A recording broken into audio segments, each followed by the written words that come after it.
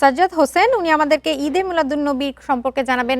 সাজ্জাদ, জশ্নে জুলুসের মিছিল কি বের হয়েছে কিনা, এখন সেখানকে কি পরিস্থিতি এবং আর কি কি আয়োজন রয়েছে আজকে?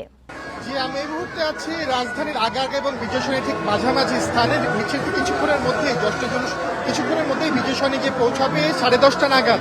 মিছিলটি মিরপুর শাহালি মাজার থেকে বেরিয়েছে এবং মিরপুর 1 নম্বর হয়ে কাজীপাড়া শেওড়াপাড়া হয়ে আগারগাঁও অতিক্রম করে মিছিলটি এখন কিছুক্ষণের মধ্যেই বিজয় সরণি এলাকা পৌঁছাবে।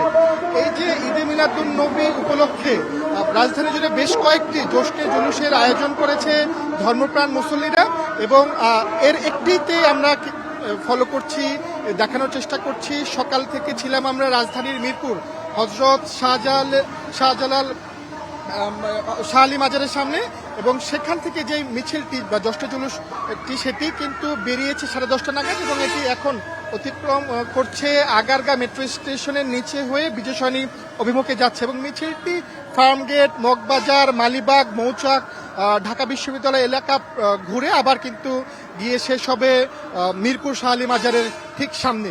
এবং আমরা বেশ কয়েকজনের সাথে কথা বলেছি, তারা বলেছেন যে ঈদে মিলাদুন উপলক্ষে মহানবী সাল্লাল্লাহু আলাইহি সাল্লামের জন্মদিন উপলক্ষে এই দিনটি তারা উদযাপন করে থাকেন, আনন্দ করে থাকেন।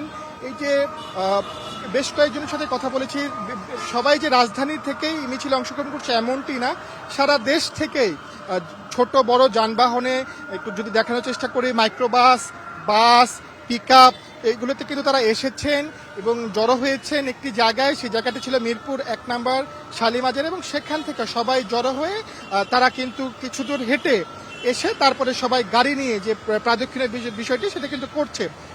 সবার মধ্যে একটি আনন্দ ছিল এবং এই মিছিলটি 10টায় শুরু হওয়ার কথা ছিল, কিন্তু বৃষ্টির কারণে মিছিলটি কিছুটা দেরিতে শুরু হয়, 10:30টার দিকে শুরু হয় এবং আরও রাজধানী জুড়ে আজকে বেশ কয়েকটি জশ্নে জুলুসের আয়োজন করা হয়েছে। মতিঝিলে একটি এবং সরের উদ্যানে একটি, এবং এইখানে যারা অংশগ্রহণ করছে সবার মধ্যে একটি আনন্দ দেখা যাচ্ছে এবং তারা এই বিভিন্ন নফল ইবাদতের পাশাপাশি কিন্তু তারা এই জশ্নে জুলুসে অংশগ্রহণ করেছেন এবং এই দিনটি তারা আনন্দের সাথে উদযাপন করছেন। এই ছিল আমার কাছে আগারগাঁও থেকে জশ্নে জুলুসের সর্বশেষ।